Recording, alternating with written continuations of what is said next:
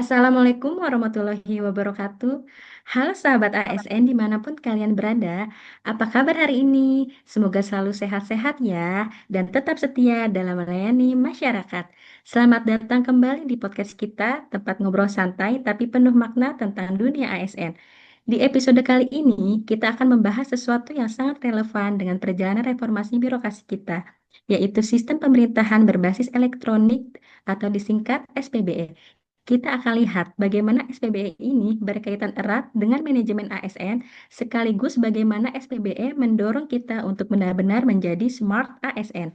Saya selaku moderator dalam acara ini akan memandu jalannya acara dengan narasumber kita, yaitu yang pertama ada Kang Lukman NDH 10. Halo Kang. Ada Teh Indah NDH 26. Halo Teh. Ada Kang Balia NDH 6. Lalu, Halo Kang. Ada juga Teh Puspita NDH 22.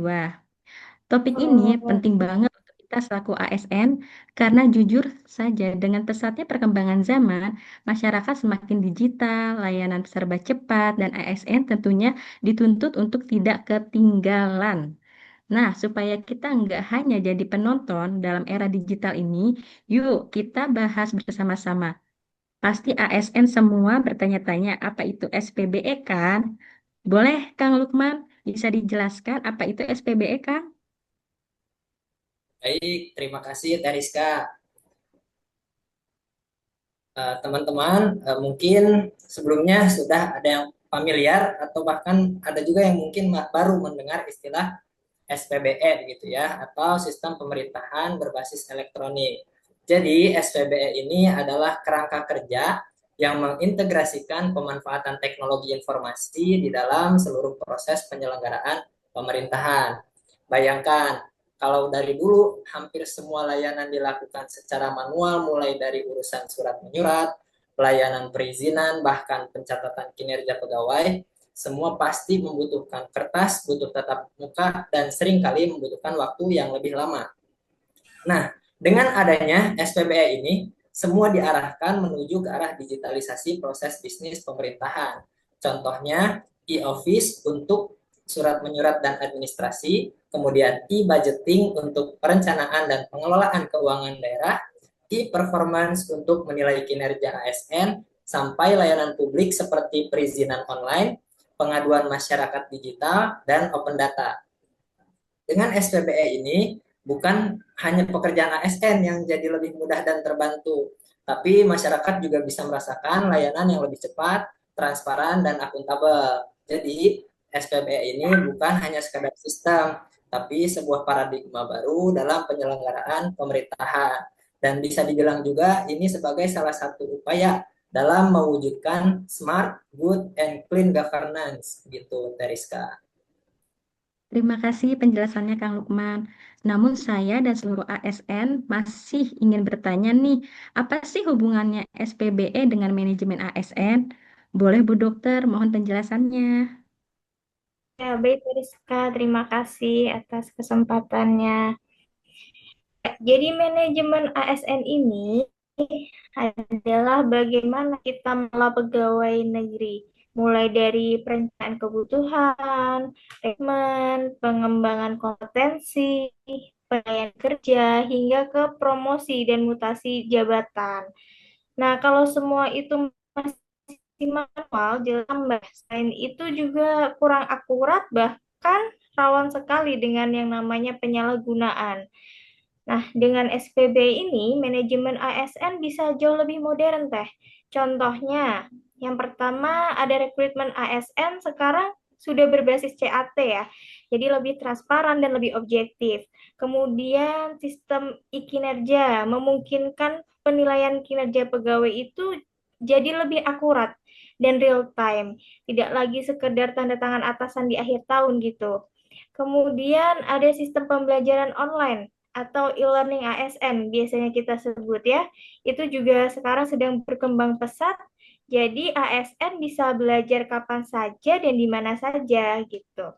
Kemudian ke depannya ini bahkan ada pengembangan karir ASN yang berbasis big data kompetensi. Jadi bukan hanya siapa yang dari atasan, tapi siapa yang benar-benar punya kapasitas. Nah, disinilah letak pentingnya. Ya, SPBI ini memastikan bahwa manajemen ASN benar-benar berjalan secara objektif, transparan, juga berbasis data gitu, Teh. Baik, terima kasih Bu Dokter penjelasannya. Wah, sudah cukup luas ya pemahaman kita yang kita dapat hari ini. Tapi masih ada topik lagi nih mengenai Smart ASN. Boleh Kang Balia, apa sih itu Smart ASN di era digital sekarang, Kak? Oke, terima kasih Teh. Eh, Baiklah, sekarang mari kita bahas tentang Smart ASN. Istilah ini sebenarnya sudah lama digaungkan, terutama dalam menghadapi Indonesia Emas tahun 2045. Smart ASN adalah ASN yang profesional, berintegritas, adaptif, kolaboratif, inovatif, serta selalu berorientasi pelayanan. Nah, kalau kita hubungkan dengan SBBE, Smart ASN itu bukan hanya sekedar bisa pakai komputer, tapi jauh lebih dari itu. Maka, Smart ASN harus mampu yang pertama, menguasai literasi digital, bisa menggunakan aplikasi pemerintahan, memanfaatkan teknologi, dan menjaga keamanan data. Selanjutnya, berpikir berbasis data. SPBE menyediakan data besar, tugas kita adalah mengolahnya untuk kebijakan publik yang tepat sasaran. Yang ketiga, inovatif dalam pelayanan, misalnya membuat aplikasi kecil yang memudahkan masyarakat mengakses layanan, perizinan, atau pengaduan. Kemudian kolaboratif lintas sektor. Karena SPB ini terintegrasi, ASN dituntut bisa kerjasama dengan instansi lain, bukan hanya kerja di lingkungan yang sempit. Dan selanjutnya yang jauh lebih penting yaitu berakhlak. Nilai dasar ASN harus tetap dipegang. Teknologi hanyalah alat, tetapi integrasi dan akuntabilitas tetap menjadi jiwa dari Smart ASN. Jadi, Smart ASN adalah jiwa, sedangkan SPBE adalah alat. Kalau jiwa dan alat dipadukan, maka pelayanan publik akan naik kelas. Begitu Teh Rizka. Terima kasih Kang Balia. Tentunya ASN yang baik adalah ASN yang bisa merealisasikan Smart ASN ya, Kang. Masih boleh ya Pastinya. saya bertanya mengenai tantangan Boleh. peluangnya? Boleh, Teh Indah, mohon penjelasannya. Ya, baik. Terima kasih, Teriska. Tentu saja ya ada tantangan dalam mewujudkan SPBE ini, karena ternyata untuk menjalankannya tidak semudah membalikan telapak tangan. Tantangan yang kami hadapi itu pertama kesenjangan literasi digital. Karena ternyata tidak semua ASN terbiasa dengan teknologi.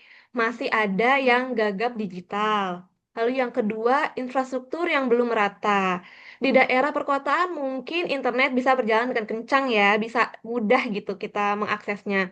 Tapi kalau di daerah terpencil masih lemah sekali. Yang ketiga, resistensi budaya kerja.